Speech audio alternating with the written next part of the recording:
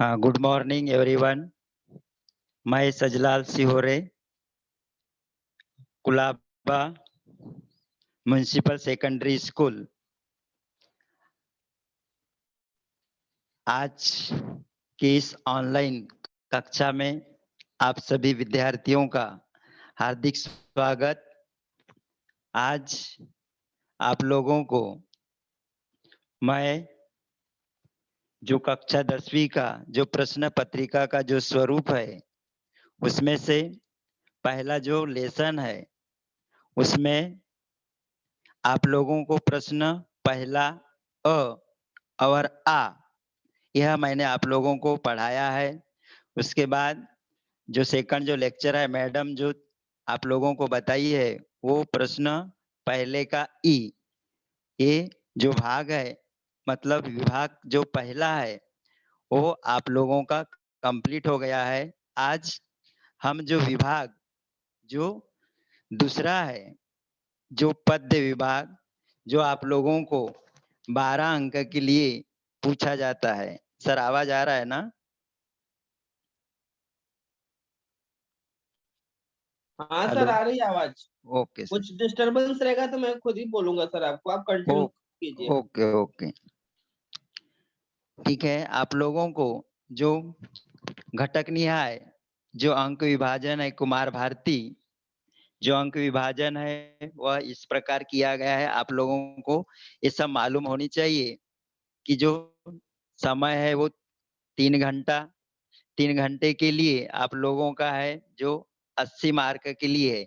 लेकिन आप लोगों को सबसे पहले नियोजन बना लेना है कि आपको कौन से प्रश्न को या कौन से विभाग को कितना समय आप लोगों को देना है। उसके अनुसार अगर आप लोग तैयारी करते हो तो आपका 3 घंटे का जो नियोजन है और जो प्रश्न है वह कितने मिनट में आप हल करते हो, ये आपको मालूम हो जाएगा। और अभी से आप लोगों को प्रश्न पत्रिका का जो प्रश्न पत्रिका है, जो भी अभी तक की जितनी जो एग्जाम हुई है, न्यू सिलेबस, वो सब प्रश्न पत्रिका आप लोग एकत्रित कीजिए और उसको हल करने का प्रयत्न कीजिए। मैक्सिमम जो क्वेश्चन है, ज्यादातर जो इसी में से पूछे जाते हैं, कुछ अलग भी पूछे जा सकते, लेकिन आपको नियोजन बनाने में सरलता हो जाएगी कि कौन सा प्रश्न कितने मिनट में हमें हल करना है। तो देखो इसमें दिया है विभाग, 5 विभाग होते हैं आप लोगों के। उस 5 विभाग में आप लोगों को याद रखना है कि जो जैसे पहला है गद्य, ये आपका 20 मार्क का है, 20 अंक के लिए। इसको मिनिमम अगर आप लोग कितना 40 मिनट अगर देते हैं, जैसे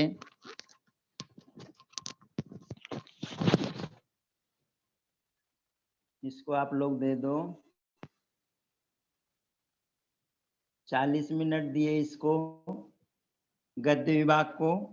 इसको 40 मिनट अगर देते हो तो जैसे उसमें गद्य विभाग में अ और आ आता है, अ और आ को आप लोग 15 मिनट दो। जो 7 मार्क के लिए जो 2 क्वेश्चन, मतलब प्रश्न पहले का अ और आ, इसको जो 7 मार्क के लिए जो पूछा जाता है, उसको आप लोगों को 15 मिनट देना चाहिए। और उसी में जो ई होता है, उसको जो 6 मार्क के लिए आप लोगों को पूछा जाता है, उसको आप लोगों को 10 मिनट देना चाहिए। ऐसा ये 40 अंक का आपका जो ये जो 20 अंक का जो विभाग जो पहला है पद्य विभाग, वो 40 मिनट में आपका कंप्लीट हो जाना चाहिए। उसके बाद आपका जो विभाग 2 है, जो पद्य विभाग, जो आज आप लोगों को मैं ये पढ़ाने वाला हूँ, इसको ध्यान रखना है कि पद्य ये 12 अंक के लिए आप लोगों को पूछा जाता है।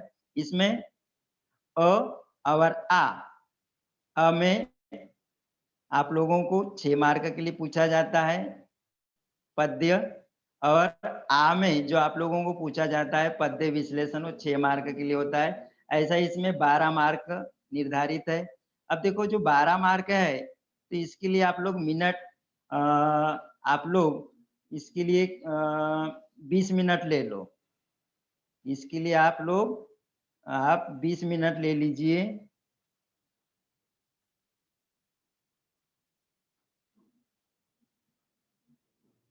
बीस मिनट ले लीजिए इसको। तो जो प्रश्न दूसरा का जो है, जो पद्य है, जो कविता है, उसको आप लोगों को 10 मिनट में हल करना है। कितने मिनट में? 10 मिनट में हल करना है 6 मार्क के लिए।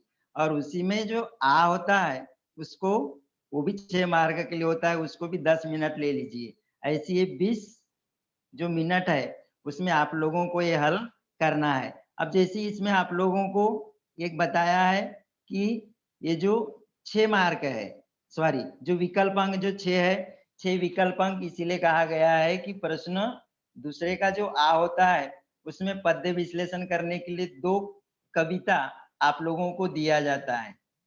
उन कविताओं को, उन 2 कविताओं में से एक को करना है, मतलब एक एक्स्ट्रा है, 6 मार्क का एक्स्ट्रा है, इसके लिए उसको विकल्प अंक दिया गया है और ये प्रश्न दूसरा में ही होता है। और विभाग जो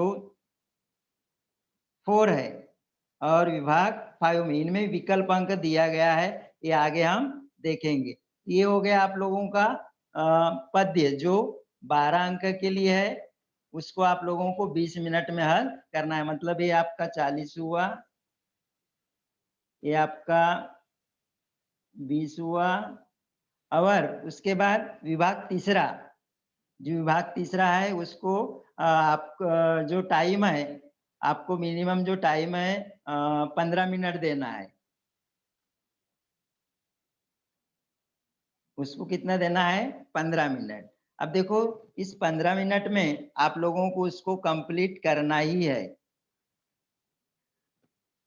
जो आप लोगों को ये 8 अंक के लिए पूछा जाता है।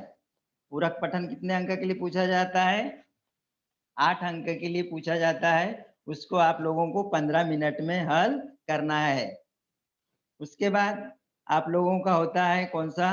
विभाग 4, ये है। अब इसमें देखो, उसमें भी 2 प्रश्न, जो तीसरा जो विभाग में आप लोगों को बताया पूरक पठन, उसमें जो गद्यांश पढ़कर कृतियाँ कीजिए, मतलब जो पाठ है, उसमें जो पाठ है वो 4 मार्क के लिए आप लोगों को परीक्षित पूछा जाता है। उसको आप लोग वो 4 मार्क हुआ। और दूसरा जो उसी में जो होता है, वो कविता से रिलेट, मतलब जो पद्यांश में जो ये कविता जो है पूरक पठन में, वो आप लोगों को करना होता है, जो 4 मार्क के लिए होता है, ऐसा वो 8 मार्क के लिए आप लोगों को यहाँ से क्वेश्चन पूछा जाता है, जो आप लोगों को 15 मिनट में करना है। उसके बाद विभाग जो चौथा है, चौथा जो विभाग है वो व्याकरण होता है, जो आप लोगों को 14 अंक के लिए पूछा जाता है।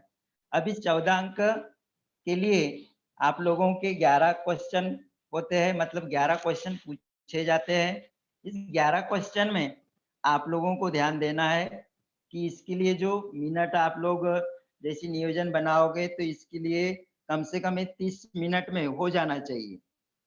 ये एक अंदाज़ी बता रहा हूँ, आप ज़रूरी नहीं कि इसी जो टाइमिंग में आप लोग उसको हल करो, एक तो उसके पहले भी हो सकता है या उसके बाद में भी आपका जा सकता है, वो आपके लिखने के ऊपर डिपेंड करता है। कोई विद्यार्थी जैसे गद्य विभाग है वो 40 मिनट का दिया है, तो 30 मिनट में भी हल कर सकते हैं। तो इस प्रकार का नियोजन आप लोगों को बना के रखना है कि कम से कम सभी क्वेश्चन मुझे अगर लिखना है, तो कौन से क्वेश्चन को, कौन सी विभाग को मुझे कितना मिनट देना है। तो ये आपको डिसाइड करना है और आपको प्रश्न पत्रिका हल करना है। और प्रश्न पत्रिका हल करते समय आपको एक चीज़ ध्यान में रखना है कि कोई भी क्वेश्चन आप लोगों से छूटना नहीं चाहिए। जितना पूछा गया है उतना पूरा आप लोगों को हल करना है। पूरा 5 विभाग तक आप लोगों को जाना ही जाना है, उसको कंप्लीट करना ही, तभी आप लोगों का अच्छा जो अंक है वो आप लोगों को मिलेगा। तो ये हो गया 30 मिनट। उसके बाद जो रचना विभाग है, सबसे ज़्यादा समय इधर, जैसे 40 मिनट बताया, इधर और समय आपका बचता है तो बहुत अच्छा है। तो उसके अनुसार आप लोगों को इधर कम टाइम देना है। और जो आप लोगों का जो रचना विभाग है, कौन-सा? रचना जो विभाग है, उसको कम से कम आपको सबसे ज़्यादा जो टाइमिंग है, तो जैसे 55 मिनट अगर इसको देते हो,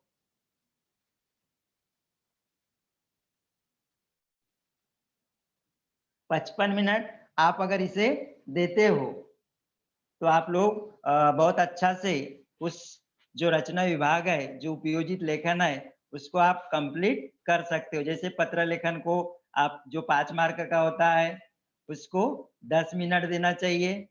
कम से कम 10 मिनट में आपका पत्र लेखन होना ही चाहिए। उसके बाद आप लोगों का होता है जो गद्य आकलन है, प्रश्न निर्मिति के लिए जो क्वेश्चन होता है, जो 4 मार्क के लिए होता है, उसको भी 10 मिनट ले लो। हालाँकि वो शॉर्ट क्वेश्चन आपको बनाना होता है, तो 10 मिनट के पहले भी हो सकता है। इसमें भी आप लोगों का टाइम बच सकता है। उसके बाद है, उसी में जो आ पूछा जाता है, वृत्तांत लेखन जो 5 मार्क के लिए होता है, उसको आप लोगों को 10 मिनट देना है। निबंध लेखन, वृत्तांत लेखन को कितना 5 मार्क के लिए होता है, 10 मिनट देना है। उसके बाद विज्ञापन लेखन होता है, जो 5 मार्क के लिए होता है, उसको आपको टाइमिंग 10 मिनट देना चाहिए।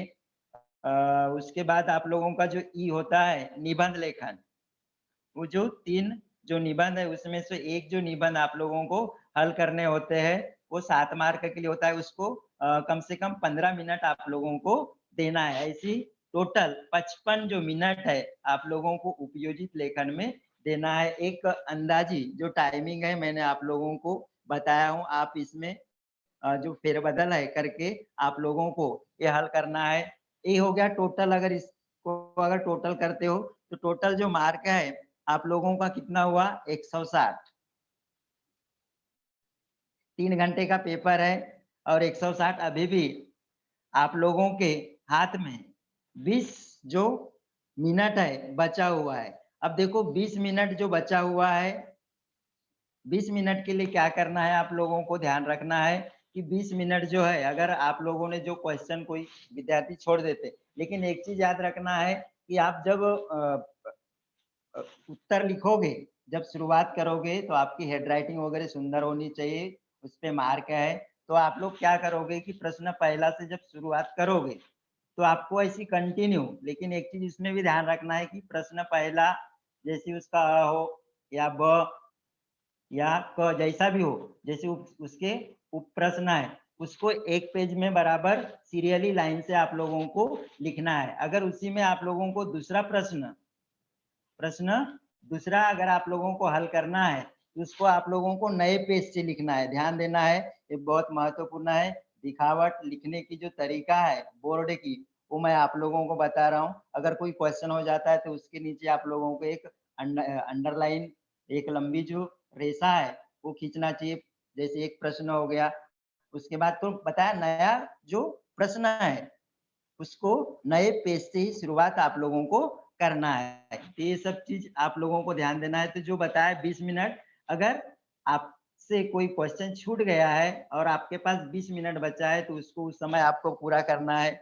या फिर उस समय का जो उपयोग है, आप जो अंडरलाइन कहीं-कहीं करना है, तो उसको आप लोग अंडरलाइन कर सकते हो। अंडरलाइन करते समय आप लोगों को पेंसिल का उपयोग नहीं करना है, पेन का ही उपयोग आप लोगों को करना है। प्रश्न क्रमांक आप लोगों को चेक कर लेना है इसी समय में कि आपने प्रश्न क्रमांक सही डाले, गलत डाले, मतलब उसको आप लोग सही कर सकते हो। उत्तर आप लोग चेक कर सकते हो, इस समय का सदुपयोग आप लोग कर सकते हो। या फिर कोई प्रश्न मैं आप लोगों को बताया था कि जो छूट गया है, उसको सबसे पहले करो। ज़रूरी नहीं है कि अगर आपके पास टाइम नहीं है, तो उसके ऊपर जो अंडरलाइन करते हैं या फिर ऊपर में जो अक्षरों को जो टोपी पहनाते हैं, वो ज़रूरी नहीं है। अगर कोई क्वेश्चन आपसे छूट गया है, उसको उस टाइमिंग में आपको पूरा करना है। तो इन सभी चीज़ों को आप लोगों को ध्यान में रखते हुए इस प्रकार का जो टाइमिंग है, आप लोगों को देना है उस क्वेश्चन को। अभी देखो, आप लोगों को मैं जो दूसरा जो अ, विभाग 2, आप लोगों का जो विभाग 2 है, वो जो 12 अंक के लिए आप लोगों को पूछा जाता है, वो मैं आपको आज उसके ऊपर मैं फ़ोकस करने वाला हूँ। तो देखो, आप लोगों को मैं बता रहा हूँ, उस चीज़ को ध्यान में रखना कि कई जो विद्यार्थी है, ये क्वेश्चन पूछते हैं कि सर जो 25% सिलेबस जो रिड्यूस किया गया है, वो कौन-कौन सा है? कई बार बताया गया है, फिर भी कई जो विद्यार्थी, जो नए विद्यार्थी जॉइन होते हैं ऑनलाइन क्लास में, उनको ये मालूम नहीं होता है। तो आप लोगों को बताता हूँ कि जो पद्य मतलब जो कविता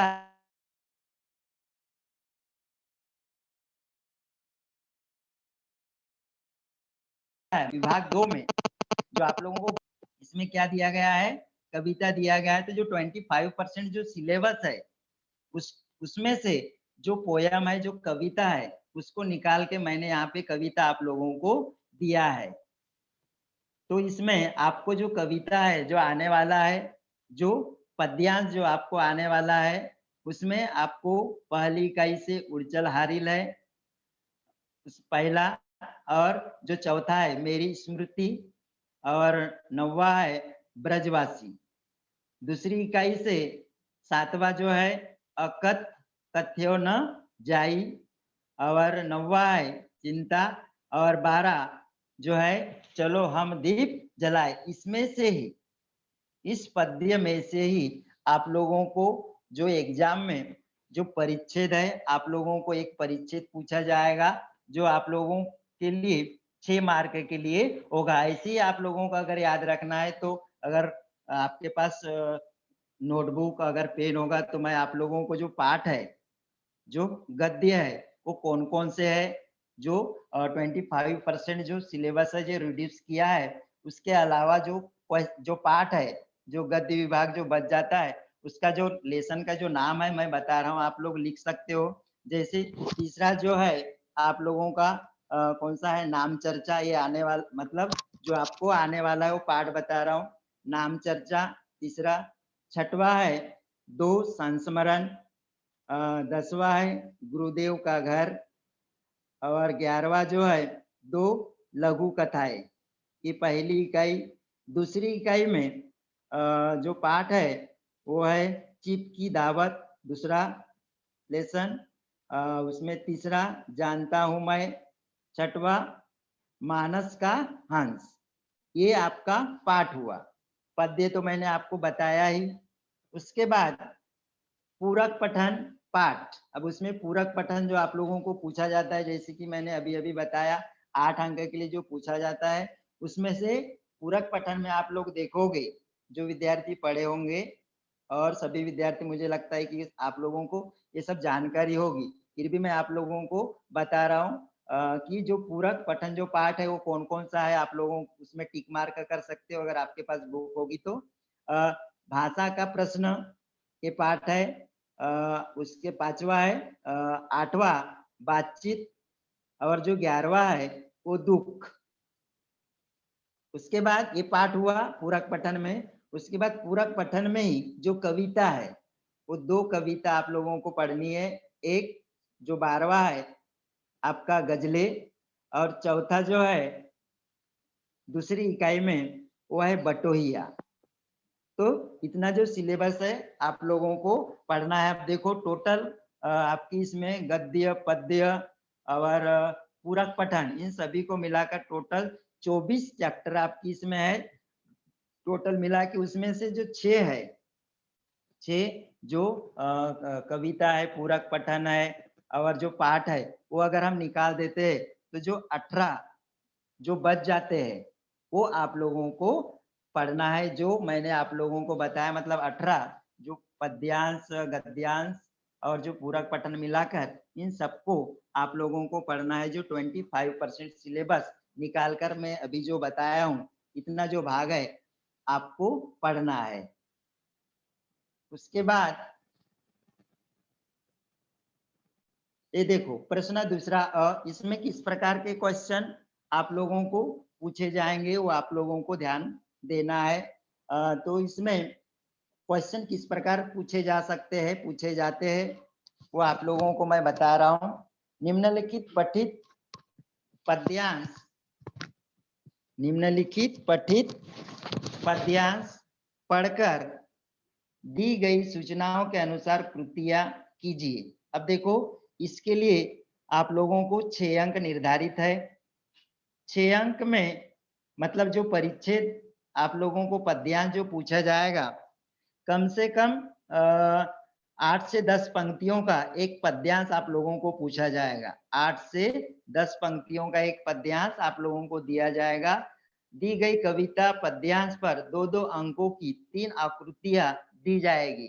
अब इसमें बताया है कि इस कविता पर आधारित आप लोगों को 2-2 अंकों की 3 कृतियां दी जाएगी। उसके बाद ये आप लोगों के लिए 6 अंक है। देखो इसमें कृति एक जो दिया है पद्य के आशय के आकलन पर आधारित होगी। अब ये बताया है कि आकलन पर आधारित मतलब आपको उस परिच्छेद से ही आपको उसका उत्तर मिल जाएगा। पहला जो क्वेश्चन है उसका उत्तर आपको आपके परिच्छेद से ही मिल जाएगा।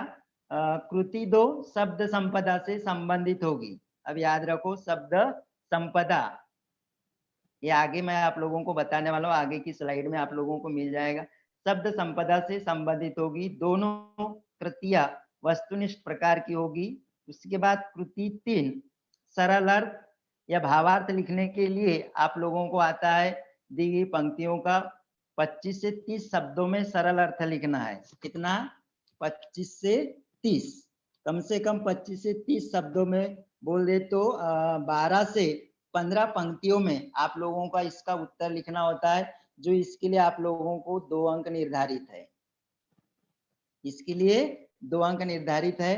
2 अंक के लिए आप लोगों को जैसा कि मैंने बताया 12 से 15 पंक्तियों में आप लोगों को ये उत्तर आप लोगों को लिखना है।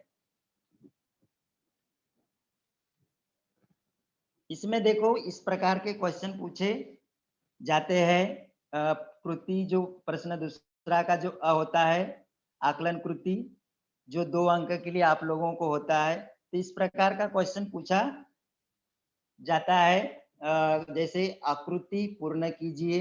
कोई आकृति आपको दी गई है, जैसे इस प्रकार आपको आकृति आपको दी गई है, ऐसा आकलन कृति। इसमें 4 बॉक्स बनाया गया है।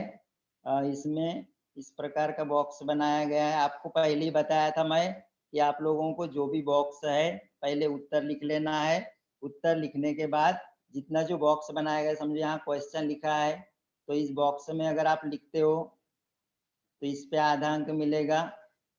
इस बॉक्स में लिखते हो तो आधा अंक, इसमें लिखते हो तो आधा अंक, इसमें अगर लिखते हो सही उत्तर तो आधा अंक। ऐसा बराबर इसमें 2 अंक आप लोगों को दिया जाता है। ये आप लोगों को इस प्रकार उस आकृति को आपको पूर्ण करना है। उसके बाद संजाल पूर्ण कीजिए, तालिका पूर्ण कीजिए, मतलब ऊपर में क्वेश्चन देंगे उसके नीचे एरो दिखाकर इस प्रकार जैसे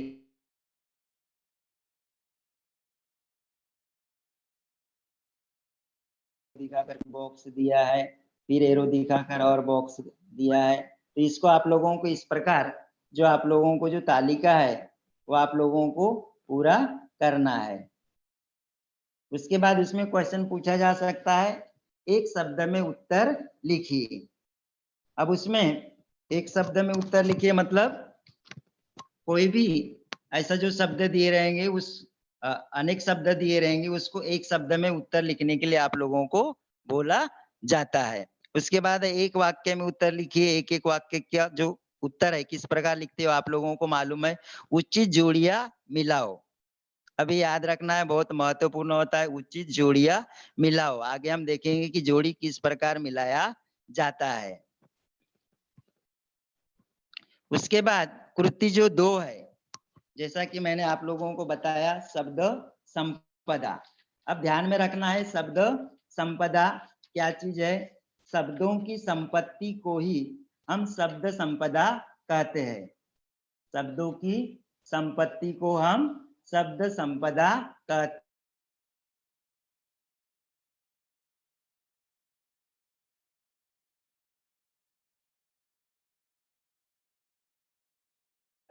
हैं। अब इसमें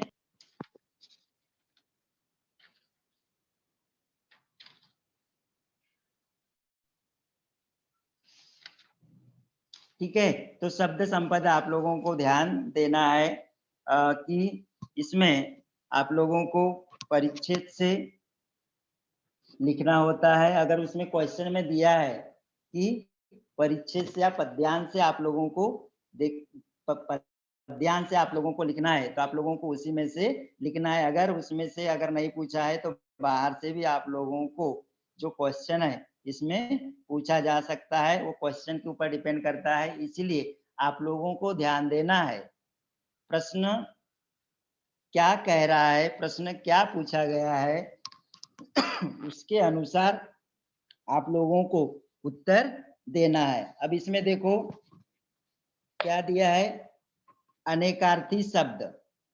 क्या दिया है, अनेकार्थी शब्द। अब इसमें ध्यान रखना है अनेकार्थी शब्द कैसे लिखते हैं। जो शब्द एक होते हैं उनका अर्थ अलग अलग हो सकते हैं। शब्द एक होते हैं लेकिन उनका अर्थ अलग अलग हो सकते हैं। जैसे मैं आप लोगों को एक उदाहरण देके बताता हूँ। जैसे तरनी,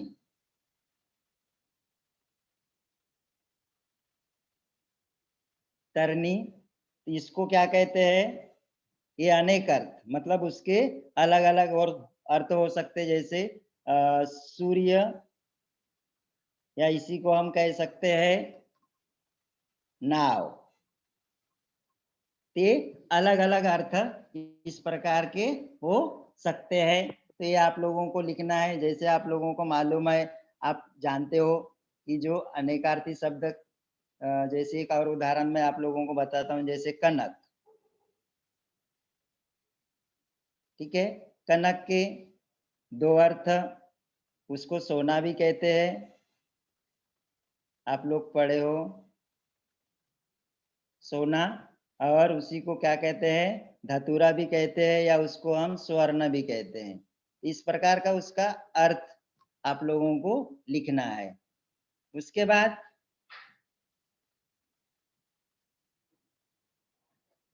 आप लोगों का है शब्द युग्म। ये तो आप लोगों को मालूम होना ही चाहिए। शब्द युग्म शब्दों का प्रयोग जो जोड़े के रूप में किया जाता है, उसको हम क्या कहते हैं, शब्द युग्म कहते हैं। शब्द युग्म अनेक प्रकार के हो सकते हैं। दो पर्यायवाची शब्द हो सकते हैं, दो सार्थक शब्द हो सकते हैं, दो विपरीतार्थक शब्द हो सकते हैं, या दोनों शब्दों का अर्थ एक समान हो सकता है, या दोनों शब्द एक दूसरे के विलोम हो सकते हैं। विलोम मतलब विरुद्धार्थी हो सकते हैं, या एक ही शब्द दो बार लिखा जा सकता है।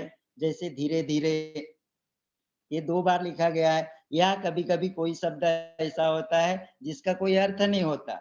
जैसे अलग थलग, अलग का अर्थ तो मालूम है आपको, लेकिन थलग का अर्थ मालूम नहीं। लेकिन हम देखते हैं कि ऐसे जो शब्द युग्म होते हैं, जो आपके परिच्छेद में होते हैं, जो पद्यांश में मान लो है, तो उसमें आप लोगों को बीच में क्या दिया जाता है, एक डैश, एक हाइफन, एक डैश दिया जाता है। जैसे मैं आपको उदाहरण में बताता हूँ। जैसे आपको बताया खाना बाना, यहाँ पे योजक चिन्ह दिया जाता है ऐसा, खाना और बाना। तो वो आप समझ में आ जाता है कि इस प्रकार का चिन्ह वाला ही जो शब्द है वो जोड़े के रूप में दिया जाता है। उसी को आप लोगों को लिखना है और यही आपका शब्द युग्म होता है। जैसे अपना पराया, आगे पीछे, दिन रात, हाँ? खाना पीना, लेना देना, ठीक है। इस प्रकार का जो क्वेश्चन है वो कौन सा है, शब्द युग्म है। उसके बाद आप लोगों का है समानार्थी शब्द, पर्यायवाची शब्द। ये तो आप लोगों को मालूम ही है कि जो एक ही शब्द के कभी कभी कई अर्थ होते हैं, वो है समानार्थी शब्द। जैसे बाट, जैसे बाट लिखते हैं तो राह और रास्ता होता है। उसके बाद पर्यायवाची तो आपको मालूम ही है। जैसे असुर है, उसका पर्यायवाची क्या है, दानव है, राक्षस है। मतलब उसके समान ही अर्थ का बोध कराने वाले जो शब्द होते हैं उसको हम पर्यायवाची शब्द कहते हैं। जैसे सवेरा जो है, सवेरा, उसको प्रातः या उषा या अरुणोदय, इस प्रकार का पर्यायवाची शब्द है। विलोम शब्द तो आप लोगों को मालूम है, विलोम का मतलब ही होता है अपोजिट, या इसी को हम विपरीतार्थक कहते हैं। कुछ विद्यार्थी विलोम शब्द जानते ही नहीं, विरुद्धार्थी शब्द जानते हैं। यह विपरीतार्थक इस प्रकार, जो आपको बोर्ड का जो पेपर है उसमें इस प्रकार घुमा फिरा कर आप लोगों को पूछा जाता है, लेकिन घबराने की कोई जरूरत नहीं। क्वेश्चन वही रहता है, आपको थोड़ा घुमा दिया जाता है, वो जो अर्थ है उसको चेंज कर देते हैं। तो विलोम का मतलब ही होता है विरुद्धार्थी शब्द। तो जैसे रात है तो दिन है, सुख है तो दुख है, इस प्रकार का विलोम शब्द। उपसर्ग आप लोगों को मालूम होना चाहिए। जो मूल शब्द के पहले जो शब्द जुड़े होते हैं उसे उपसर्ग कहते हैं। जैसे उपसर्ग मतलब मूल शब्द होते हैं उसके पहले वाला शब्द। जैसे मैं आप लोगों को एक ही उदाहरण बताता हूँ, समय का अभाव है। जैसे मूल शब्द सुरुचि,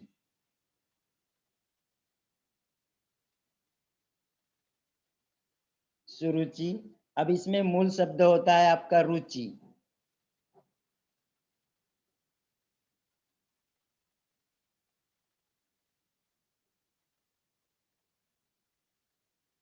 रुचि, ठीक है। तो इसमें आपका जोड़ा गया, देखो रुचि का मतलब आप लोगों को समझ में आता है, ये मूल शब्द है, इसमें सु जोड़ दिया गया है।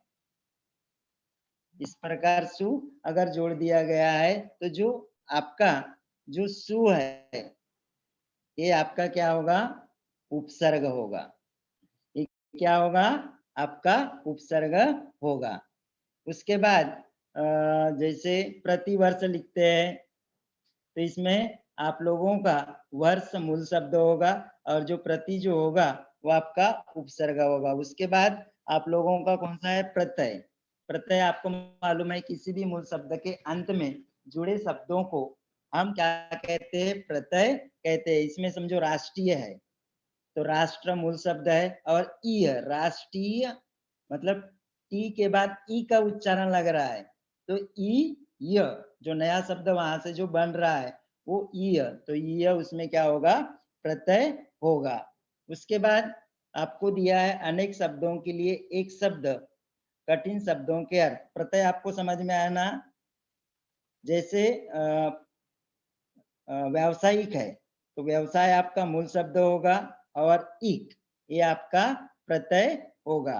अब इसमें ध्यान दो, कौन सा है, अनेक शब्दों के लिए एक शब्द। अब अनेक शब्दों के लिए एक शब्द बोले तो मतलब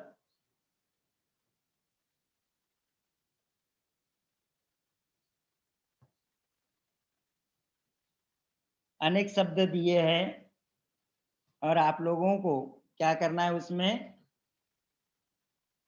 एक शब्द, अनेक शब्दों में एक शब्द। जैसे रसोई में काम करने वाला उसको क्या कहते हैं, या खाना बनाने वाला रसोईया हो गया। अनेक शब्द में उसको आप लोगों को एक शब्द आप लोगों को लिखना है। उसके बाद है कठिन शब्दों के अर्थ आप लोगों को लिखना है। कठिन शब्द जो पूछा गया है परिच्छेद में उसको आप लोगों को लिखना है। और उसके बाद लिंग, उसमें पुल्लिंग है स्त्रीलिंग है। पुल्लिंग में आया आए, स्त्रीलिंग में आई गई, इस प्रकार जो है वो आप लोगों को लिखना है। उसके बाद वचन तो आपको मालूम ही है, एक वचन और बहुवचन। जैसे एक वचन लड़का दिया है तो आप लोगों को लिखना है उसमें लड़के। तो उसके बाद कृदंत, कृदंत मतलब क्रिया के अंत में जो लगने वाले प्रत्यय को कृत प्रत्यय कहते हैं। और यह प्रत्यय लगाने पर जो शब्द बनता है उसको कृदंत कहते हैं। जैसे बैठ है तो उसमें बैठना, खाया है तो खाए है, मर है तो मरता है। इस प्रकार तद्धित का मतलब होता है कौन सा संज्ञा या जो सर्वनाम या विशेषण में जो प्रत्यय जुड़ा हो उसको हम तद्धित कहते हैं। तत्सम मतलब जो शब्द संस्कृत में ज्यों के त्यों, संस्कृत से ज्यों के त्यों हिंदी में लिए गए हैं, वे जितने जो शब्द है उसे हम तत्सम शब्द कहते हैं। जैसे आम है, अश्रु है, पुष्प है, दुग्ध है, पुस्तक है, ये सब आपके तत्सम शब्द है। उसके बाद तद्भव शब्द, जो शब्द संस्कृत से होकर, जो संस्कृत से होकर ज्यों के त्यों हिंदी में प्रचलित है उसे हम तद्भव कहते हैं। उसको हम क्या कहते हैं, तद्भव कहते हैं। उसके बाद जैसे सप्त है, जैसे क्या है, सप्त है तो उसको हम हिंदी में क्या कहते हैं, जैसे सप्त संस्कृत में है सप्त, तो इसको हिंदी में हम कहते हैं सात। ठीक है, तो ये आप लोगों को ध्यान देना है। तो ये है हिंदी के शब्द 7। उसके बाद आप लोग ध्यान दो, आपका कौन सा है विदेशी शब्द, अर्थात जो शब्द, जिन शब्दों का जन्म विदेशों में हुआ है या जो शब्द विदेशी होकर अपने हिंदी में प्रयुक्त होते हैं उन्हें हम विदेशी शब्द कहते हैं। जैसे अरबी है, अरबी फारसी में है, जो विदेशी जो शब्द है उसका उपयोग हम लोग करते हैं। जैसे आप लोगों को बताता हूँ, अरबी फारसी में जैसे अल्लाह है, कैंची है, फकीर है, बाजार है, बेगम है, जागीर है, आदमी, ये जो विदेशी शब्द है जिसका हम उपयोग हम हिंदी में करते हैं, प्रयुक्त होते हैं। तो देखो विद्यार्थियों को अच्छी तरह ये जो कविता में पूछे गए प्रश्नों के उत्तर आप लोगों को लिखने हैं, ठीक है। उसके बाद आप लोगों को पूछा जाता है क्या, सरल अर्थ। सरल अर्थ आप लोगों को याद रखना है कि किस प्रकार लिखना है। कविता के जो उद्देश्य है, अर्थात कम शब्दों में पूरा अर्थ, कम शब्दों में पूरा अर्थ बताना इस सरल अर्थ कहलाता है। और यह जो सरल अर्थ है आप लोगों को कविता के जो उद्देश्य है और संदर्भों को समझकर आप लोगों को लिखना होता है। कुछ विद्यार्थी क्या करते हैं, इसमें कविता की जो पंक्ति है उसको ही उठाकर लिख देते हैं, लेकिन आप लोगों को ऐसा नहीं करना है, नकल कर लेते हैं उसको, जैसा का वैसा ही वो लिख लेते हैं। तो इस प्रकार आप लोगों को नहीं करना है। उत्तर को बड़ा करने के लिए व्यर्थ की जो बातें हैं उसमें कुछ विद्यार्थी लिखते हैं, इस प्रकार भी आप लोगों को नहीं करना है। उसमें जो केंद्रित जो कविता है उस कविता की जो पंक्तियों को ध्यान से पहले पढ़ लेना है, उसके बाद उसको सरल अर्थ में आप लोगों को लिखना है, मतलब केंद्रीय जो भाव है उसको उसमें आप लोगों को लिखना है। उसके बाद जैसे भावार्थ दिया है, कभी कभी भावार्थ पूछ लिया जाता है, ठीक है। तो भावार्थ में आप लोगों को क्या करना है, कम से कम भावार्थ मैंने आप लोगों को बताया था कि जो कितना लिखना है, या जो सरल अर्थ है कितना लिखना है, 12 से 15 पंक्तियों में इसका उत्तर आप लोगों को लिखना है। तो जो भाषा इसकी सरल होनी चाहिए और आप लोगों की होनी चाहिए। इसमें जो केंद्रीय भाव है उसको संक्षिप्त और स्पष्ट रूप में उसको व्यक्त आप लोगों को करना है। और इसमें एक चीज याद रखना है कि पद्यांश में आए जितने जो विचार है उसको संक्षेप में सरल भाषा में आप लोगों को लिखना है, जिसे हम भावार्थ कहते हैं। उसमें क्वेश्चन इस प्रकार का पूछा जाता है, देखो प्रकृति 3 में आप लोगों के लिए, मतलब आप लोगों को 2 अंक के लिए जो पूछा जाता है, प्रश्न 4 पंक्तियों का सरल अर्थ 25 से 30 शब्दों में लिखिए। 25 से 30 शब्दों में लिखना होता है। प्रथम 4 पंक्ति दिया है, कभी कभी अंतिम 4 पंक्तियों का सरल अर्थ आप लोगों को पूछा जा सकता है। जैसे प्रश्न दूसरा अ, निम्नलिखित पठित पद्यांश दी गई सूचनाओं के अनुसार कृतियां कीजिए। देखो इस प्रकार आप लोगों को क्वेश्चन पूछा जाता है, इसे आप लोगों को ध्यान देना है। शायद ये जो कविता है आप लोगों को पढ़ाया गया होगा, ये कविता आप लोगों को पढ़ाया गया है ना, आप तो इसको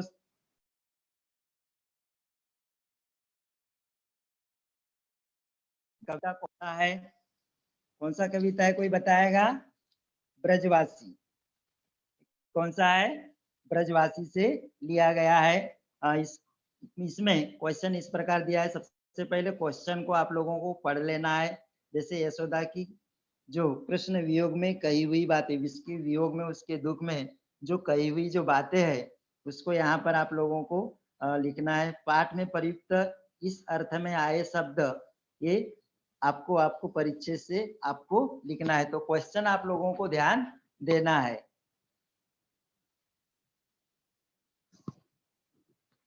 इसमें ध्यान दो, जैसे पूछा है देखो पठित पद्यांश, अब पद्यांश को पढ़कर आप लोगों को लिखना है। पठित मतलब जितना जो पोयम है आप लोगों को बताया वो आप लोगों को उसको ध्यान में रखते हुए आपको लिखना है। तो जैसे इसमें बताया है, जसोदा बार बार यों भासे, हे को ब्रज, हे को ब्रज हितु हमारो चलत गोपाल ही राखे, कहाँ काज मेरे छगन मगन को नृप मधुपुरी बुलायो, सुफलक सुत मेरे प्राण हरण को काल रूप है आयो, बरु यह गोधन हरो कंस सब मोही, बंदी लय मेलो, इतनो ही सुख कमल नयन मेरी अखियान आगे, खेलो बासर बदन बिलोकत जीवो निसी निज अंकम लाऊ, तिहि बिछुरत जो जियो कर्म बस, तो हसी का ही बुलाऊ,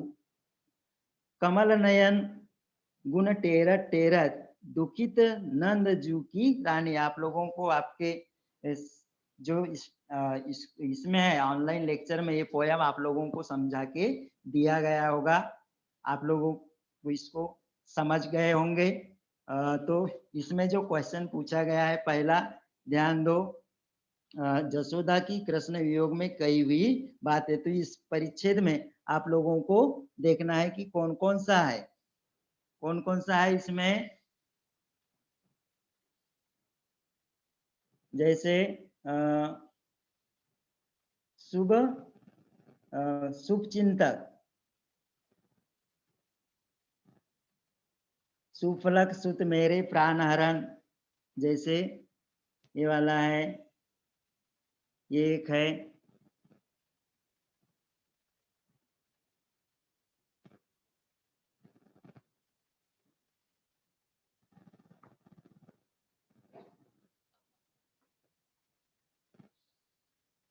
उसके बाद सुफलक सुत मतलब जो अक्रूर है वो प्राण, जो अक्रूर मेरा प्राण लेने के लिए काल बनकर आया, एक हो गया।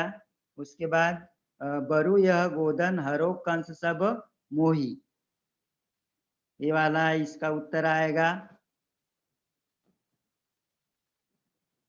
अर्थात जो कंस है मेरे गोधन को ले ले तथा मुझे भी बंदी बना ले, बरु यह गोधन हरो कंस सब मोही, बंदी ले मेलो। उसके बाद आप लोगों का है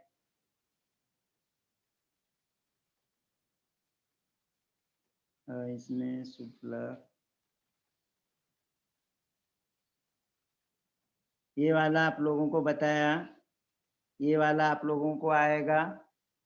जो शुभचिंतक कृष्ण को वह रोकने के लिए वह कह रहा है, चलत गोपाल ही राखे, जो गोपाल मतलब से रोक ले, ये वाला आएगा। उसके बाद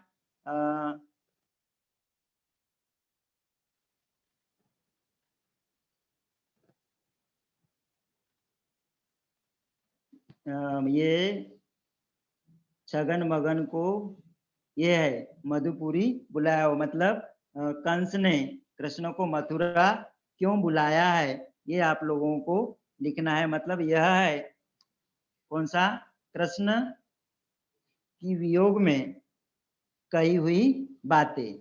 उसके बाद आप लोगों का ये है दूसरा है पाठ में प्रयुक्त इस अर्थ में आए शब्द, जो पहला जो है 2 अंक के लिए पूछा जाता है ऊपर। तो जैसा कि मैंने आप लोगों को बताया, यहाँ पे अगर लिखते हो तो आधा अंक, इस पे अगर लिखते हो तो आधा अंक, इस पे अगर लिखते हो तो आधा अंक, इस पे आधा अंक। यहाँ 4 घटक दिए हैं, चारों घटक आप लिखते हो।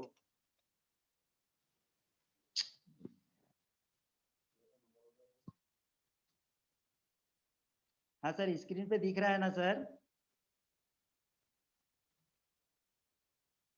Hello hello. हाँ सर दिखाई दे रहा है, हाँ सर हाँ दिखाई दे रहा है। ओके, तो ध्यान दो कि ये आधा आधा अंक मतलब ये आपका कितना हुआ, 2 मार्क हुआ।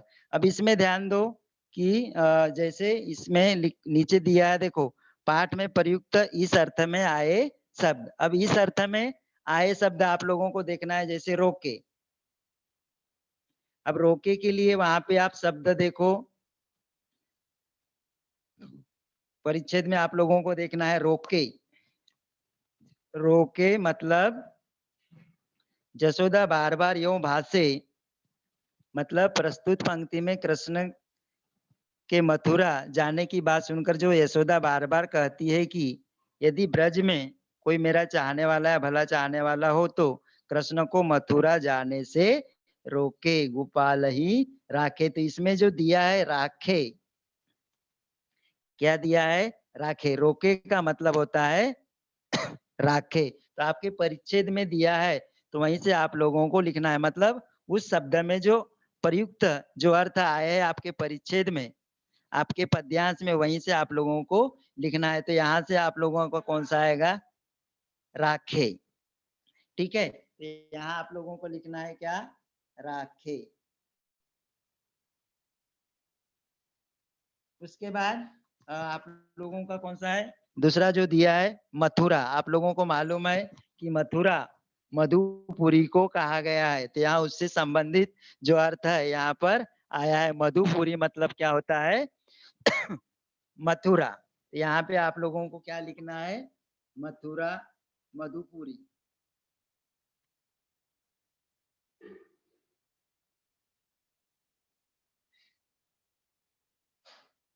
मधुपुरी आप लोगों को वहां पे लिखना है। उसके बाद है कैद। कैद का मतलब उसमें देखो परिच्छेद में कैद किधर है?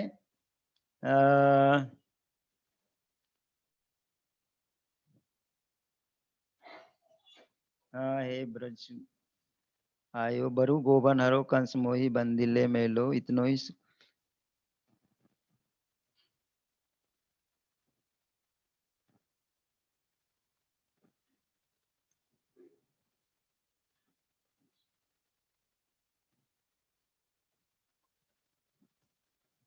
ये देखो यहाँ पे दिया है बरु यह गोदन हरो कंस सब मोही बंदी। यहाँ पे दिया है बंदी। क्वेश्चन पढ़ लो। कैद, कैद का मतलब होता है बंदी बनाना। कैद का मतलब क्या होता है? बंदी। ठीक है, उसके बाद आप लोगों को पूछा है कौन सा है? पुत्र। अब पुत्र को यहाँ पे आपको देखना है। जसोदा बार बार यो भासे हे को ब्रज हितु हमारो चलत गोपाल ही राखे। कहाँ काज मेरे छगन मगन को नरप मधुपुरी बुलायो सुफलक सुत। अब देखो सुत को ही क्या कहते हैं? पुत्र कहते हैं। तो यहाँ आप लोगों को लिखना है सुत। क्या लिखना है इसमें? सुत। इस प्रकार आप लोगों को लिखना है, जिसपे इस सभी में आधा आधा अंक दे रहेंगे। कभी कभी 2 क्वेश्चन इसमें पूछा जा सकता है जो एक एक अंक के लिए आपको भी आ सकता है। इस किस प्रकार का जैसे मैंने अभी बताया उस प्रकार का क्वेश्चन इसमें पूछा जा सकता है। फिर उसी में जो तीसरा जो प्रश्न होता है उसमें होता है प्रथम 4 पंक्तियों का सरल अर्थ 25 से 30 शब्दों में आप लोगों को लिखना होता है। ये जो सरल अर्थ है आप लोगों को परिच्छेद को अच्छे से पढ़ना है और जैसा बताया, जैसे 4 पंक्तियों का सरल अर्थ लिखना है। तो इसमें कोई भी जो प्रथम है ऊपर से 4 पंक्ति आप लोगों को देखना है और उसका जो 4 जो अर्थ है, सॉरी 4 पंक्तियों का सरल अर्थ आप लोगों को लिखना है। कभी कभी पूछा जाएगा जी जो अंतिम जो 4 पंक्ति है, तो नीचे की जो 4 पंक्ति है जैसे इसमें से बताया गया है अंतिम, तो जो इतनो ही सुख, ये अंतिम के 4 पंक्ति। और जो ऊपर में जो अगर प्रथम इसमें दिया है प्रथम 4 पंक्ति, प्रथम 4 पंक्ति तो जसोदा से लेकर यहाँ सुफलक, इसका आप लोगों को सरल अर्थ आप लोगों को बताना है। सरल अर्थ आप लोगों को मालूम होना चाहिए। जैसे इसमें प्रथम 4 पंक्तियों का आप लोगों को सरल अर्थ देने के लिए कहा गया है। ये जो क्वेश्चन है प्रथम 4 पंक्तियों का सरल अर्थ 25 से 30 शब्दों में, जैसे कि मैंने बताया 12 से 15 वाक्य में आप लोगों का ये होना चाहिए। तो प्रथम 4 पंक्तियों में क्या कहा है कि जसोदा बार बार यों भासे, अर्थात आप लोगों को मालूम होना चाहिए कि श्री कृष्ण मथुरा चले गए थे, उसके वियोग में व्यतीत थे। तो उस समय मतलब कृष्ण जो राजा कंस है उसके बुलाने पर क्या होता है कि अक्रूर के साथ जो कृष्ण है मथुरा जाने मथुरा जाने का इसमें वर्णन किया है। तो यहाँ पर क्या भक्त सूरदास जी क्या कह रहे हैं देखो कि जसोदा बार बार यों भासे, जो कृष्ण के मथुरा जाने की बात को सुनकर जो यशोदा बार बार क्या कहती है देखो कि यदि ब्रज में कोई भी मेरा भला चाहने वाला हो, जसोदा बार बार यों भासे, हे को ब्रज हितु हमारो चलद गोपाल ही राखे। अगर कोई इस ब्रज में मेरा कोई भला चाहने वाला अगर हो तो कृष्ण को गोपाल ही राखे। राखे मतलब रोकना, कृष्ण को मथुरा जाने से रोके। कहाँ काज मेरे छगन मगन को नृप राजा मधुपुरी मथुरा बुलायो बुलाना। तो ये छगन मगन का मतलब होता है यहाँ पर आप लोगों का कौन, श्री कृष्ण। तो मथुरा के जो राजा है, जो कंस है, उसने किस काम से जो मेरे सुत को, मेरे बेटे को किस कारण से मत जो नृप मधुपरी बुलायो, मतलब जो राजा है वह मथुरा क्यों बुलाया है वह पता नहीं। सुफलक सुत मेरे प्राण हरण को काल रूप है आयो। और जो कृष्ण को मथुरा ले जाने के लिए जो उद्धव कौन काल बनकर वह आया है। तो इस प्रकार आप लोगों को 12 से 15 पंक्तियों में इसका उत्तर आप लोगों को लिखना है। आगे भी और क्वेश्चन है। सर टाइमिंग हो गया, वैसे मैं क्वेश्चन पूछ लेता हूँ। हाँ सर जी, टाइम तो हुआ है। हाँ, किसी विद्यार्थियों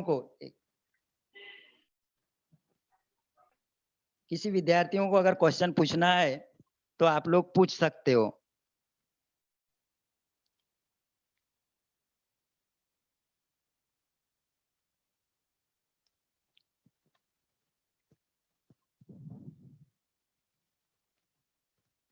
हेलो, किसी को कुछ पूछना है तो आप पूछ सकते हो, अदरवाइज नेक्स्ट वीक कोई से स्टार्ट होगा बच्चों। कोई भी क्वेश्चन है उसको अगर पूछना है, जो नहीं समझा होगा उसको आप लोग पूछ सकते हो।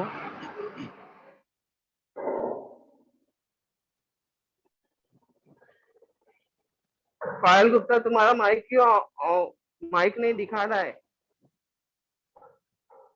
आकांक्षा सोनी, पूछो पूछो बेटा, जो भी बिंदास पूछो, कोई भी क्वेश्चन हो वो आप लोग पूछ सकते हो। हेलो, हाँ बोलिए। संपाद शब्द क्या होता है? हाँ, संपाद शब्द। संपाद, हम्म। संपाद संपत्ति, मैंने बताया ना संपदा। जो शब्द संपदा का पूछ रहे हो क्या? जी जी सर। हाँ, संपत्ति, संपत्ति जैसे कोई व्यक्ति होते हैं जो जिसके पास संपत्ति होता है उसको हम धनवान कहते हैं ना, उस व्यक्ति को धनवान कहते हैं। ठीक उसी प्रकार जो संपदा है, शब्द संपदा, जिस व्यक्ति के पास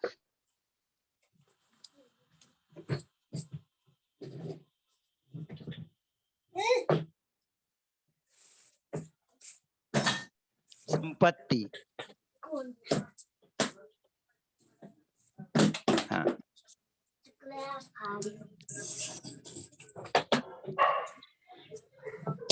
हाँ, और कोई किसी को कोई क्वेश्चन पूछना है, डरिएगा नहीं, बिंदास आप लोग पूछ सकते हो।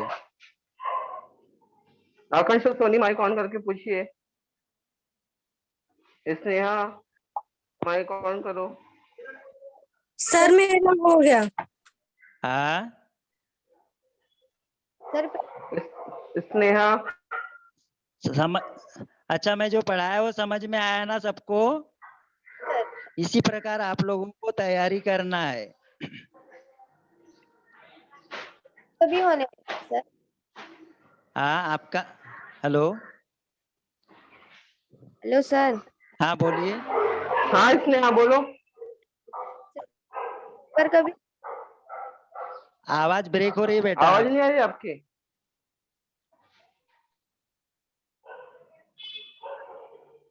हेलो, आवाज आवाज ब्रेक हो रही है। जहाँ आपके यहाँ जहाँ नेटवर्क है वहां पे जाइए और वहां से क्वेश्चन पूछिए, थोड़ा सा समझ में आ जाएगा।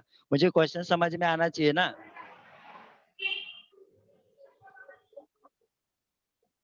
सर अभी आवाज आई आपको? हाँ हाँ अभी हाँ आई। बोलो, आ रही आवाज।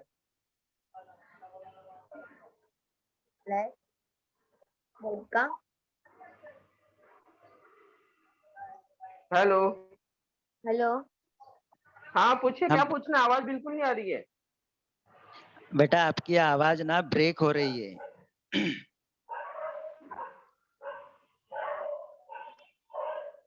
बाहर का आवाज आ रहा है, आप बोलिए। सर पेपर कभी हाँ, पेपर कभी होगा आप लोगों को, आपकी स्कूल में आप लोगों को बताए होंगे जो टाइम टेबल है, अंदाजा जो टाइम टेबल है वो आया है, वो आप लोगों को आपकी स्कूल से पता चल जाएगा, या जो बोर्ड का जो टाइम टेबल आएगा वो टाइम टेबल आप लोगों को बताया जाएगा।